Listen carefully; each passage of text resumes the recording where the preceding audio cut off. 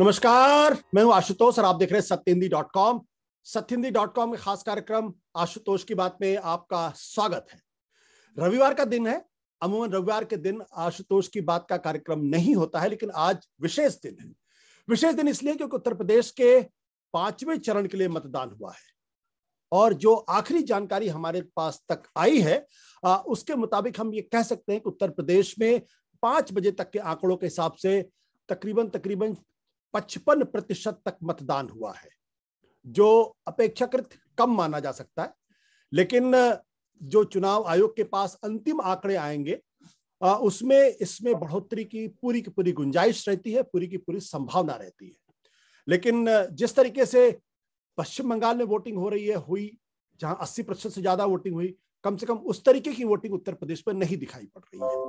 बल्कि जो पिछला चरण था उसमें 57% ही मतदान हुआ था और जो बाकी के जो 3 और चरण थे उनमें पहले चरण में 62% मतदान हुआ, दूसरे चरण में 64% मतदान हुआ, तीसरे चरण में 61% मतदान हुआ और चौथे चरण में 57% और अब 55 का आंकड़ा है।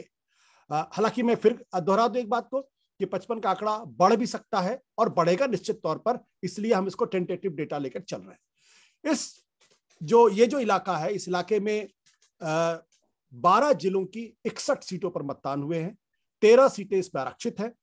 हम अपने दर्शकों के लिए जिन्होंने आज दिन में नहीं देखा हो तो उनके लिए बता दें, इसमें अमेठी है, अयोध्या है, बाराबंकी, चित्रकूट, कौशाम्बी, रायबरेली, श्रावस्ती, बहराइच, गोंडा, प्रतापगढ़, प्रयागराज और सुल्तानपुर के जिले इसमें आए हैं।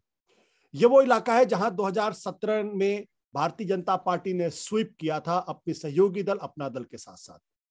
61 में से 50 सीटें उसको मिली थी। समाजवादी पार्टी का गठबंधन था लेकिन उनका सुपड़ा साफ हो गया था। बीएसपी को सिर्फ 3 सीट मिली थी।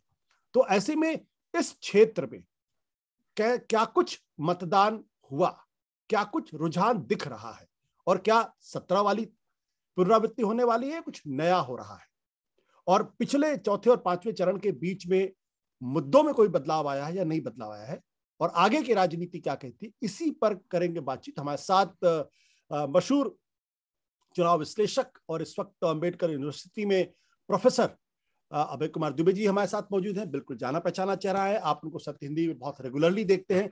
अभय जी, आपका बहुत बहुत स्वागत है। ये जो पोलिंग परसेंटेज है, ये क्या इंडिकेट कर रहा? देखिए, पोलिंग परसेंटेज में पहले चरण से ही लगातार गिरावट देखी जा रही है। ये गिरावट कभी 2.5% की, कभी 3% की हो रही और इसकी तरह तरह की व्याख्याएं हो रही हैं। लोग कहते हैं कि ये महामारी का आफ्टर इफेक्ट है जिसकी वजह से पोलिंग परसेंटेज में गिरावट हो रही है। मैं इसको राजनीतिक दृष्टिकोण से देखता हूं। मैं ये मानता हूं कि भारतीय जनता पार्टी का जो सामाजिक गठजोड़ था उसके कुछ घटक ऐसे हैं जो कि घोषित रूप से उस सामाजिक गठजोड़ से अलग नहीं हुए हैं, उस सामाजिक गठजोड़ में मौजूद हैं। अब वो अभी भी भारतीय जनता पार्टी के साथ गहरी हमदर्दी रखते हैं और भारतीय जनता पार्टी की विचारधारा के साथ उनकी निष्ठाएं हैं, लेकिन वो अंदर ही अंदर पिछले 5-4.5 साल में जिस तरीके से उत्तर प्रदेश में भाजपा सरकार चली है उससे नाखुश हैं, क्षुब्ध हैं, निराश हैं और उनके अंदर निष्क्रियता है। इसके कारण वो उम्मीद के मुताबिक वोट डालने के लिए नहीं जा रहे हैं, जिसकी वजह से ये वोटिंग का परसेंटेज गिरा है। इस निष्क्रियता और इस उदासी, उस अनमनेपन का एक और परिणाम निकला है कि इसमें खास तौर से मैं ब्राह्मण मतदाताओं की गिनती करूंगा। ब्राह्मण मतदाता ही भारतीय जनता पार्टी का चुनाव उठाते थे जी। मतलब ब्राह्मण समाज जो था, जो प्रबुद्ध समाज माना जाता है, कितना प्रबुद्ध है हम और आप जानते ही हैं, लेकिन वो प्रबुद्ध समाज माना जाता है और वो कम से कम राजनीतिकृत पॉलिटिसाइज सोसाइटी तो है ही।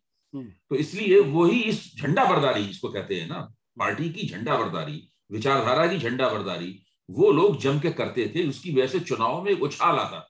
इस बार हम भाजपा के चुनाव में वो उछाल नहीं देख रहे। भाजपा चुनाव लड़ रही है, पूरी ताकत चुनाव लड़ रही है। प्रधानमंत्री और पार्टी अध्यक्ष और गृह मंत्री और मुख्यमंत्री सब मैदान में उतरे हुए हैं, लेकिन वो चमक नहीं आ रही है। तो वो चमक न आने का ही एक ये दुष्परिणाम है, जिसको मेडिकल की भाषा में आप आफ्टर इफेक्ट कहते हैं कि वो 2.5-3% मतदान प्रतिशत कम हुआ है। मेरा मानना है कि ये भाजपा का मतदान प्रतिशत है जो कि कम हुआ है। उसके मुकाबले जो दूसरा गठजोड़ है समाजवादी पार्टी के नेतृत्व में, उसके वोट जितने पड़ने चाहिए थे उतने वोट पड़ रहे हैं। कम पड़ रहे हैं, ज्यादा पड़ रहे हैं, चुनाव जीतेगा हारेगा वो तो अलग बात है, लेकिन उसके वोट जो लोग वोट डालना चाहते थे क्योंकि उस गठजोड़ में उत्साह है और उसमें उद्देश्यों की एकता है, उसके अंदर आपसी खींचतान नहीं है, लगातार उसमें नई नई शक्तियां जुड़ रही हैं, तो वो बहुत ही सकारात्मक तरीके से आगे बढ़ रहा है। उसके वोट तो पड़ रहे हैं। जो भाजपा का सामाजिक गठजोड़ है उसकी अंदरूनी समस्याओं के कारण उसके वोट पूरे पड़ नहीं रहे। ये उदासीनता का कारण क्या आप देखते हो? जो आपने कहा अंदरूनी समस्या, ये अंदरूनी समस्या क्या है? देखिए, मेरी समझ इस मामले में काफी साफ है और मैं लगातार इस पर बोलता लिखता रहा हूं और कई विद्वानों ने मेरी बात की तस्दीक भी की है। मैं अपने मुंह से अपनी तारीफ नहीं कर रहा हूं, मुझे लगता है कि वो लोग भी मुझसे सहमत हैं। पहली बात तो यह है कि 2017 में जो सफलता भाजपा ने प्राप्त की थी वो एक अभूतपूर्व सफलता थी। उसके गठजोड़ में यादवों, जाटवों और मुसलमानों को छोड़कर उत्तर प्रदेश में रहने वाली हर जाति और समुदाय की अच्छी खासी नुमाइंदगी थी। उस नुमाइंदगी के कारण ही वो 40 से 50% की एकता, जो लोकसभा चुनाव में 50% करीब पहुंच गया, 40 से 50% की हिंदू राजनीतिक एकता बनी थी। लेकिन 2017 में भाजपा आला कमान ने एक बहुत बड़ी गलती की। उन्होंने एक ऐसे व्यक्ति को मुख्यमंत्री पद के लिए चुना जो कि एक प्रतिष्ठित एक प्राचीन मठ का महंत तो था ही और साथ में महंत था, लेकिन वो अपने इलाके में एक खास जाति के पक्ष में राजनीति करने के लिए जाना जाता था जी।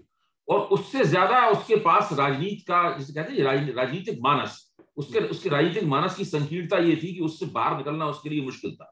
जब उत्तर प्रदेश का राज उसके हाथ में आया तो पूरे उत्तर प्रदेश में उसने वही करना शुरू कर दिया। भाजपा आला कमान एक बार उसको सत्ता में बैठा के सत्ता से वापस लेने से कि जो नुकसान हो सकते थे, उसके जो बुरे परिणाम हो सकते थे, उनसे आगाह था, इसलिए वो भाजपा आला कमान उस पहलू में उनको नियंत्रित नहीं कर पाया।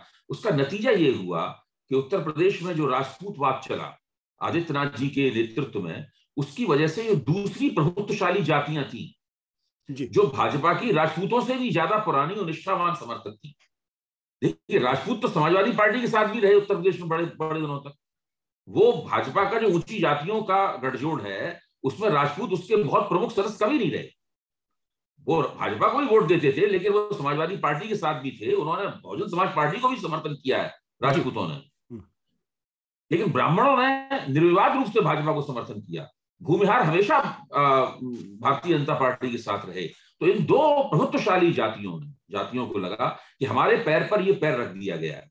और फिर जैसे पूर्वी उत्तर प्रदेश में भूमिहारों की और राजपूतों की प्रतियोगिता है। जिस इलाके से मैं आता हूं, मध्य उत्तर प्रदेश, सेंट्रल यूपी, वहां पर ब्राह्मणों और राजपूतों के बीच में एक पारंपरिक राजनीति होड़ रही है। तो इन सब की वजह से इस भाजपा के सामाजिक गठजोड़ के जो घटक थे उनके अंदर बड़ी बेचैनियां पैदा हुई। आज मुझे जब खबर मिलती है कि पूर्वी उत्तर प्रदेश में यादव लोग इतने उत्साह के साथ समाजवादी पार्टी के लिए वोट नहीं मांग रहे, इतने उत्साह के साथ मान लीजिए कोई भूमिहार कार्यकर्ता मांग रहा है, तो इस पर मुझे ताज्जुब नहीं होता है इस बात को सुनकर। तो मुझे क्या लगता है कि इसके साथ ही चूंकि राजपूतों को इतनी प्रमुखता दी गई, प्रशासनिक मॉडल ही पूरा उसके हिसाब से ट्वीट कर दिया गया, तो उससे भाजपा के साथ जो गैर यादव पिछड़ा समाज जुड़ा था वो तकरीबन बाहर निकल गया या उसके वोट बढ़ गए। जी, जो गैर जाटव दलित समाज जुड़ा था वो या तो बाहर निकल गया या उसके वोट बढ़ गए। तो इसकी वजह से भाजपा के विशाल सामाजिक गठजोड़ में वो श्रिंक हुआ और उससे वोटों का लीकेज भी हुआ। जी बिल्कुल। ये जो आपने तस्वीर बताई ये तो अखिल यूपी एक तरीके से कहते हैं, इसे आजकल एक नया टर्म आया है मेटा नैरेटिव। ये तो मेटा नैरेटिव, ये जो बड़ी तस्वीर है। लेकिन ये जहां 61 सीटों पर मतदान हुए हैं, इसके बारे में ये कहा जाता है ये वो इलाका है जो उत्तर प्रदेश के सबसे गरीब इलाकों में पाया जाता है, जहां पर धार्मिक भी, हाँ सबसे ज्यादा धार्मिक भी, जहां जो लैंड होल्डिंग है वो शायद 0.65% है, जो नेशनल लैंड होल्डिंग का लगभग 40% कम है। और श्रावस्ती जैसा इलाका भी है जहां पे 70% गरीबी है, 70% पॉपुलेशन गरीबी रेखा के नीचे पाई जाती है। तो इस इलाके में एक बात भारतीय जनता पार्टी की तरफ से कही जा रही है कि चूंकि सबसे गरीब इलाका है इसलिए सबसे ज्यादा लाभार्थी योजना का फायदा उनको मिलेगा। आप इसको किस नजर से देखते, क्या आप इससे सहमत है? नहीं, लाभार्थी योजना का भाजपा को इस इलाके में एक हद तक तो लाभ मिलेगा। और दूसरे इलाकों में भी लाभ मिला है। मैं ये नहीं कहता हूं कि भाजपा का ये दावा पूरी तरीके से गलत है भाई। इसलिए सरकार की जो भी गलतियां खामियां हो, लोगों की जो सामाजिक आर्थिक स्थिति है वो अपनी जगह है, वो उनका अपना यथार्थ है। अगर कोई व्यक्ति गरीब है और उसकी आमदनी नहीं बढ़ रही है और उसको सरकार की तरफ से नकदी की मदद मिल रही है, उसकी तरफ से दाल मिल रही है, उसकी तरफ से चावल या गेहूं मिल रहा है, सोया तेल मिल रहा है, नमक मिल रहा है, ये सारी चीजें उसको मिल रही हैं अगर, तो कहीं ना कहीं तो देने वाले के प्रति कृतज्ञता का बोध होगा ही। और ये 1.5 साल से मिल रहा है तो कृतज्ञता का बोध होना बहुत स्वाभाविक है। इसको प्रधानमंत्री कह रहे हैं कि भाई हमारे प्रति नमक हलाली करना। तो वो आधुनिक लोकतांत्रिक राजनीति में जो सामंती सामाजिक आर्थिक संबंध होते थे, जिसके अंदर जमींदार और उसकी प्रजा का संबंध होता था, जमींदार और भूदास का संबंध होता था, राजा और उसकी प्रजा का संबंध होता था, और राजभक्ति होती थी और जमींदार भक्ति होती थी, ये सब जो था इस प्रकार के जज्बात उस प्रकार के संबंधों में पाए जाते थे और जमींदार लोग उसका फायदा उठाते थे। प्रधानमंत्री लगभग उसी शैली में उन चीजों को दोबारा उभार रहे हैं और उनका इस्तेमाल करने की कोशिश कर रहे हैं। तो भाजपा को इस दौर से बड़ी उम्मीद है। जो पहले 3 दौर में और पहले 4 दौर में भाजपा को जो नुकसान हुआ है बड़े पैमाने पर, वो सोचती है कि इस दौर में हम उस नुकसान की एक बड़ी सीमा तक भरपाई कर लेंगे। अब वो भरपाई किस सीमा तक हो पाएगी को याद कीजिए, सरिता भदौरिया वाला वो क्लिप।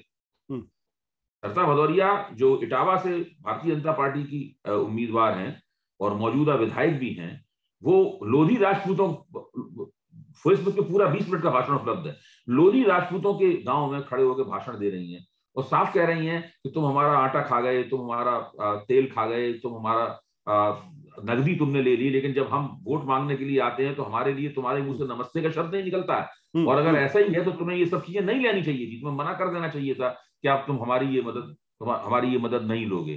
तो प्रधानमंत्री जो कह रहे हैं और सरिता भदौरिया जो कह रही हैं, अपने सार तत्व में वो एक ही बात है। नमक का जरा सी छोटी बात कहना चाहता हूं कि एक तरफ लाभार्थी योजना से भाजपा को उम्मीदें हैं और दूसरी तरफ वोटर की अपनी सामाजिक अस्मिता है। प्रश्न यह है जिसका जवाब लाख टके का होगा कि क्या वोटर अपनी इस सामाजिक अस्मिता को पूरी तरीके से छोड़कर केवल लाभार्थी का चोला पहन लेगा, केवल लाभार्थी चेतना के आधार पर ही वोट करेगा। ये इस चुनाव में फैसला होना होगा और ये सबसे ज्यादा यही जो 5वां चरण है उसमें ये फैसला होगा। ये 5वां चरण के बारे में कहा जाता था कि दरअसल भारतीय जनता पार्टी का ये सबसे मजबूत क्षेत्र हो सकता था, क्योंकि इसमें जैसे जाट या यादव या फिर मुस्लिम जैसे डोमिनेंट जातियां या डोमिनेंट धर्म के लोग यहाँ पे मौजूद नहीं थे। इसमें जातियां हैं, कुर्मी है, यादव है, मौर्य है, शाक्य है, लोध है, राजभर है, निषाद हैं, लेकिन वो स्कैटर्ड हैं और कोई एक जाति दूसरे पर डोमिनेट करने की स्थिति में नहीं है। तो इस इलाके के बारे में कहा जा रहा था कि दरअसल यहाँ पे समाजवादी पार्टी कमजोर भी पड़ सकती है। आपको दिखाई पड़ा इस इलाके में कि जो ओबीसी जातियां हैं क्या वो बीजेपी की तरफ जा सकती हैं?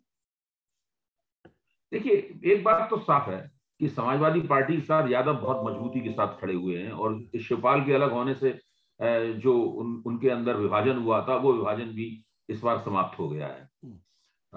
दूसरी तरफ अखिलेश यादव ने एक जो पिछड़ी जातियों का गुलदस्ता बनाने की कोशिश की, उससे प्रभावित होकर मुसलमान भी पूरी मजबूती से उनके साथ हैं। ना वो बसपा के हस्तक्षेप से उनमें बंटवारा हो रहा है, ना ही ओवैसी के हस्तक्षेप से बंटवारा हो रहा है। तो ये यादव मुसलमान की जो एक बहुत जबरदस्त पूंजी है, जो अपने आकार में भी बड़ी है और अपने प्रभाव में प्रबल है, वो केवल अखिलेश को चुनाव नहीं जिता सकती।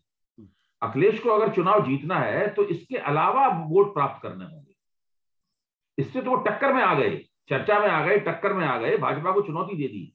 लेकिन अगर उन्हें नॉकआउट डिलीवरी करनी है, नॉकआउट पंच डिलीवर करना होगा, तो उन्हें इसके अलावा वोट प्राप्त करने होंगे, वो गैर यादव पिछड़ी जातियों के वोट प्राप्त करने होंगे।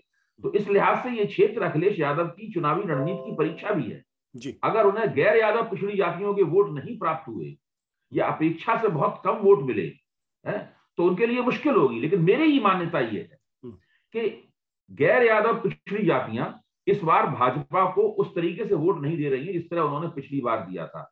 या तो वे पूरी तरीके से भाजपा के पाले से बाहर आ गई हैं, जैसे कि राजभर बाहर आ गए, या उनमें बंटवारा हो गया है। तो दोनों ही हालतों में भारतीय जनता पार्टी का जो पिछला रिजल्ट होगा उससे काफी कम उनका परिणाम आएगा। तो नुकसान इस क्षेत्र में भी होना है, बस नुकसान हो सकता है कि वो पहले दूसरे तीसरे क्षेत्र जितना ना हो। बिल्कुल। एक फैक्टर और भी है, क्योंकि इस इलाके में जो दलित जातियां हैं वो 22.5% के आसपास है, और इसमें गैर जाटो जो जाति है दलितों में वो ज्यादा है, यानी पासी जो जाति है वो करीब 40% के ऊपर है, जाटो 30% के आसपास है, कोरी धोबी ये बड़ी संख्या में है। और पासी के बारे में कम से कम ये कहा जाता है कि बीजेपी का समर्थक रहा है या समर्थक। मैं थोड़ा सा संशोधन करूंगा आपकी बात में, जी बिल्कुल, मैं बीच में टोक रहा हूं आपको, प्लीज। हाँ, मेरा कहना यह है कि देखिए, जो दलित समाज है उसका जो विन्यास है, दलित समाज में जातियों का जो विन्यास है उसको हमें सतर्कता से देखना होगा। जाटवों के बाद पासियों की सबसे बड़ा संख्या बल है, हालांकि दोनों के बीच में भारी अंतर है, जाटा बहुत आगे है संख्या बल में उनसे। तो पासी समाज पिछली बार भाजपा को समर्थन देता रहा, लेकिन इस बार मुझे जो खबर मिली है उसका रुझान समाजवादी पार्टी की तरफ है। इस चीज से भाजपा बहुत चौंकी हुई है और परेशान है, वो रुझान बड़ा पक्के किस्म का रुझान है। मैं मानता हूं पासी समाज का वोट विभाजित भी नहीं होगा। अच्छा। वो एक मुश्त 60% से ज्यादा, 60% ज्यादा का कोई बिरादरी 60-70% किसी को देती है तो मैं मानता हूं एक मुश्त जा रहा है, एक मुश्त, जी सही। एक मुश्त जो है वो समाजवादी पार्टी को जाएगा। लेकिन जो दूसरी दलित जातियां हैं जिनके जातियों के नाम अभी आपने गिनाए, कोरी धोबी, हाँ, बहुत ज्यादा संभावना यह है कि वो भारतीय जनता पार्टी को समर्थन दें। तो दलित जो गैर जाटव दलित वोट है, जाटव वोट तो मैं मान लेता हूं कि मायावती के साथ जाएगा, जो गैर जाटव दलित वोट है वो इस तरीके से बटा हुआ है। पासियों के वोट हाथ से निकल जाने के कारण भाजपा इस फ्रंट पे, दलित वोटों की गोलबंदी के फ्रंट पे कमजोर लग रही है। इसी के साथ साथ मैं ये भी कहूंगा जो अनुसूचित जातियों वाले निर्वाचन क्षेत्र हैं, यानी आरक्षित निर्वाचन क्षेत्र हैं, उसमें भाजपा पिछली जो 30-40 साल की परंपरा है, चुनावी परंपरा है, उसमें भाजपा का प्रदर्शन बहुत अच्छा रहता है।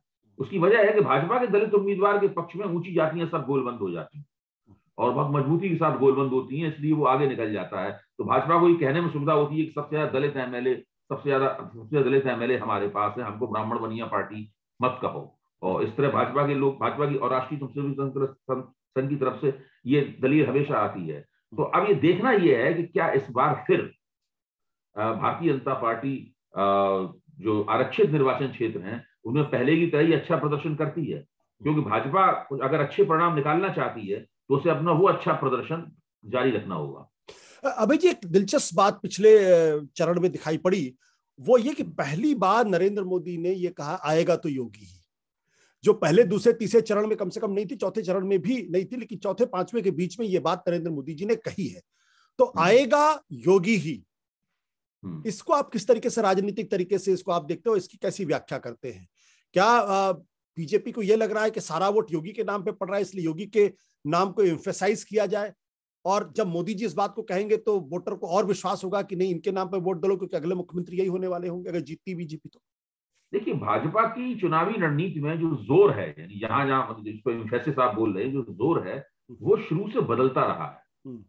पहले वो दिखाने की कोशिश करते थे कि बहुजन समाज पार्टी लड़ाई से बाहर है, फिर उन्हें धीरे धीरे लगने लगा कि नहीं ये करना ठीक नहीं है, तो बहुजन समाज पार्टी की प्रासंगिकता बताने लगे। तो अमित शाह का बयान भी अभी हाल में आया, हाँ, और मायावती ने और सतीश मिश्रा ने उनकी कृतज्ञता ज्ञापन भी कर दिया। तो एक ये भी हो रही है। उसके बाद में कहीं आप योगी जी, कहीं वो नरेंद्र मोदी कहते फिरते हैं कि योगी है उत्तरा के लिए बहुत उपयोगी और आएगा योगी ही। और अब ये भी हो सकता है कि जो 6वां-7वां दौर आए पूर्वी उत्तर प्रदेश का, वो उसकी कमान बिल्कुल अकेले नरेंद्र मोदी ही संभालें और अपने ही दम पे उस चुनाव को लड़ते हुए केवल अपने ही नाम पर, अपनी ही तस्वीर, अपने ही छवि के साथ उस चुनाव को लड़ते हुए नजर आए। तो भाजपा ने, या तो मजबूरी है भाजपा की, या भाजपाई रणनीतिकारों के दिमाग में बहुत सारी चीजें गुत्थम-गुत्था हो गई और वो समझ में नहीं उनके आ रहा है कि हम अपनी जो चुनावी रणनीति है उसकी निरंतरता कैसे कायम रखें। इस क्षेत्र में कुछ लोग ये भी कह रहे हैं कि केशव प्रसाद मौर्य को नहीं प्रोजेक्ट करना, या उनको जो पहले दूसरे चरण में ये कहा गया था कि दरअसल भाजपा को ये लगा कि जो ओबीसी वोटर है वो उनके हाथ से छिटक रहा है, तो केशव प्रसाद मौर्य को पहले दूसरे चरण में काफी प्रमुखता दी गई। वो टीवी पर भी आ रहे थे, वो प्रेस कॉन्फ्रेंस भी कर रहे थे, वो पार्टी की तरफ से बोल भी रहे थे, लेकिन चौथे चरण के बाद ये दिखाई पड़ा केशव प्रसाद मौर्य अचानक गायब से होते नजर आ रहे। पांचवें चरण में सिराथू से खुद चुनाव लड़ रहे, खबर यह आ रही कि वहां भी वो फंसे हुए, उनके लिए मुश्किल पैदा हो रही है, मुश्किल पैदा हो रही है। तो आपको क्या लगता है, क्या केशव प्रसाद मौर्य का फंसे होना क्या इंडिकेट कर रहा है? केशव प्रसाद मौर्य के फंसे होना ये बताता है कि जो गैर यादव पिछड़ी जातियां हैं वो भारतीय जनता पार्टी से धीरे धीरे करके फिरंट हो रही हैं, वो हट रही हैं, और इसलिए और केशव प्रसाद मौर्य जैसे लोग उनको दोबारा भारतीय जनता पार्टी के साथ जोड़ पाना सुनिश्चित नहीं कर पा रहे। मुझे तो उसका एक ही नतीजा, एक ही कारण लगता है, और इसके अलावा क्या कारण हो सकता है? बिल्कुल, यहाँ पे अयोध्या पर भी वोट पड़ रहा है और अयोध्या में भव्य राम मंदिर का निर्माण हो रहा, क्या उसकी कोई गूंज आपको दिखाई पड़ रही कि ये पूरे इलाके को प्रभावित कर सके? मुझे तो राम मंदिर का निर्माण हो रहा, भव्य निर्माण हो रहा, प्रधानमंत्री जी खुद वहां जा रहे हैं, लाखों की संख्या में दीपोत्सव हो रहा। जी, अयोध्या में राम मंदिर की बहुत बल्ले बल्ले होती है भारतीय जनता पार्टी की तरफ से, हिंदुत्ववादियों की तरफ से, लेकिन अयोध्या की जो चुनावी जमीन है वो भाजपा के लिए बहुत जरखेज नहीं रही है। 1993 में हिंदू विजय दिवस मनाने का जो कल्याण सिंह का दावा था, वो समाजवादी पार्टी और बहुजन समाज पार्टी गठजोड़ काम धूल हो गया। तो अयोध्या में आपको याद होगा क्या चुनाव परिणाम हुए थे? मित्रसेन यादव जीते थे। हाँ, तो मैं ये कह रहा हूँ अयोध्या में अभी फिर भारतीय जनता पार्टी की साख संकट में है, इसलिए राष्ट्रीय स्वयंसेवक संघ ने विशेष रूप से वहां पे दबारा दिया हुआ है, अपने कार्यकर्ता भेजे हुए हैं। वो वहां पे न केवल जीत चाहते हैं बल्कि अच्छी जीत चाहते हैं, वरना उनको लगता है नाक पूरी तरीके से कट जाएगी। तो इस चुनाव के परिणाम हम देखिए किस किस की नाक कटती है, किस किस की बचती है, किसकी आधी कटती है, किसकी पूरी कटती है। चुनाव परिणाम तो बहुत दिलचस्प होने वाले हैं। आपने बड़ी दिलचस्प बात, आपने कहा कि जो भाजपा का जो सामाजिक आधार है वो धीरे धीरे चटकता हुआ सा दिखाई पड़ रहा है। जो हिंदू राजनीतिक यूनिटी जो बीजेपी ने कोशिश की उसमें दरार दिखाई पड़ रही है। और आपका एक जो तर्क है उसमें यह भी है कि भाई जिस तरीके से योगी आदित्यनाथ ने को मुख्यमंत्री बनाया गया वो एक तरीके से गलत फैसला था, और उन्होंने जिस तरीके से ठाकुरवाद किया उसका नुकसान बीजेपी को हो रहा। लेकिन क्या इसका एक काउंटर आर्गुमेंट ये नहीं हो सकता है कि भारतीय जनता पार्टी ने अयोध्या का निर्माण कर लिया, इसलिए अब वो मुद्दा ही अपने आप पे खत्म हो गया, और हिंदुत्व का मुद्दा की जो तासीर होनी चाहिए वो मुद्दा अब अपनी उम्र पूरी कर चुका है? नहीं, हिंदुत्व के मुद्दे के कई संस्करण हैं, वो केवल मंदिर से जुड़ा हुआ मुद्दा नहीं है, वो एक मुखी मुद्दा नहीं है, वो बहुमुखी, हिंदुत्व एक बहुमुखी विचारधारा है। जैसे कि आतंकवाद का सवाल और सुरक्षा भीति का सवाल, सिक्योरिटी फोबिया का सवाल, भारतीय जनता पार्टी, प्रधानमंत्री और दूसरे तमाम लोग बहुत बड़े पैमाने पर आतंकवाद और आतंकवाद के समाजवादी पार्टी और उसके नेतृत्व की तरफ से आतंकवादी शक्तियों के प्रति तथाकथित हमदर्दी है और उनके साथ उनका जुड़ाव, इस सवाल को बहुत बड़े पैमाने पर उठा रहे हैं। अखबारों में इंटरव्यू दी जा रहे हैं, भाषणों में ये बात कही जा रही है, यहाँ तक कि उस साइकिल को भी ले आए कि जो समाजवादी पार्टी का चुनाव चिन्ह है कि उसमें ही बम लगाए गए थे। हालांकि बाद में उन्हें मुंह की खानी पड़ी, क्योंकि जो जांच अधिकारी हैं उस केस के, उन्होंने कह दिया कि वो साइकिल में बम नहीं थे, वो तो पुरानी कारों में बम थे। उसके बाद से ये बात गायब हो गई भाजपा नेताओं के बयानों से, प्रधानमंत्री के बयानों से खासतौर से। और आप मीडिया को देखिए, प्रधानमंत्री ने इतना बड़ा बूफ अप किया, प्रधानमंत्री ने इतनी गलत बात कही, 100 करोड़ लोग इस देश के साइकिल चलाते हैं, गरीबों का सवारी है, उसको आतंकवाद के प्रमुख औजार के रूप में उन्होंने चिन्हित किया, और मीडिया ने इस सवाल में प्रधानमंत्री को आड़े हाथों नहीं लिया। इससे पता चलता है कि मीडिया का कुल मिलाकर रवैया है क्या। इसी तरीके से योगी आदित्यनाथ ने जब सुनीता एरन के सामने ये कहा कि छत्रियों की मैं छत्री हूं, मुझे गर्व है, और भगवान की जाति छत्री थी, इस क्लिप को भी मीडिया में नहीं चलाया गया। सरता भदौरिया जो वहां पे लाभार्थी चेतना की पोल खोल रही है अपने भाषण में है, उस क्लिप को भी मीडिया में नहीं चलाया गया। आप कल्पना कीजिए कि ये सब बातें विपक्ष की तरफ से ये गुफा हुए होते तो मीडिया में कैसे बढ़ चढ़ के इन सब बातों को दिखाया जा रहा होता और भाजपा के पक्ष को पुष्ट किया जाता रहा होता। तो ये किस तरह की अभिव्यक्ति स्वतंत्रता है, किस तरह का मीडिया का हमारा विन्यास है। चुनाव खत्म हो जाए तो इन सब बातों को भी निकाला जाए और इन सब बातों पर भी चर्चा की जाए। बिल्कुल, इन सब बातों में चर्चा होनी चाहिए और बहुत मजबूती के साथ इन सब बातों में चर्चा होनी चाहिए।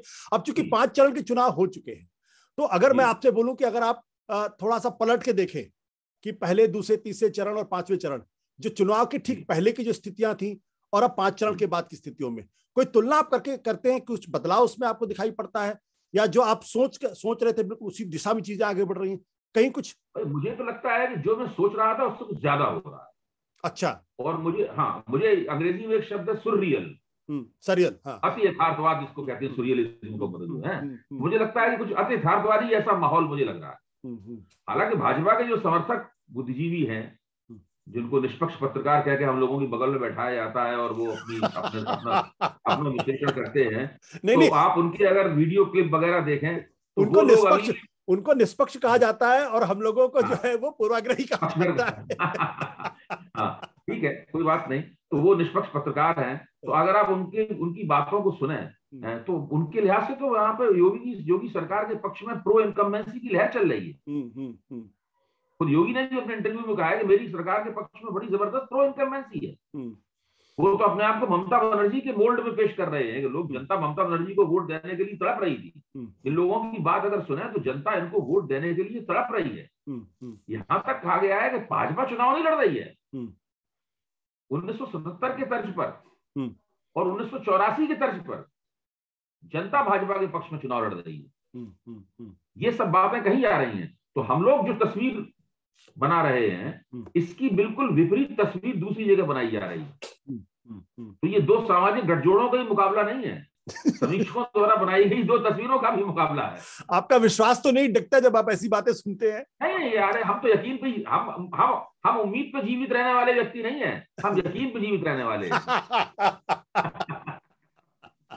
बहुत जबरदस्त बात आपने कही, यकीन पे जीवित रहने वाले लोग हैं।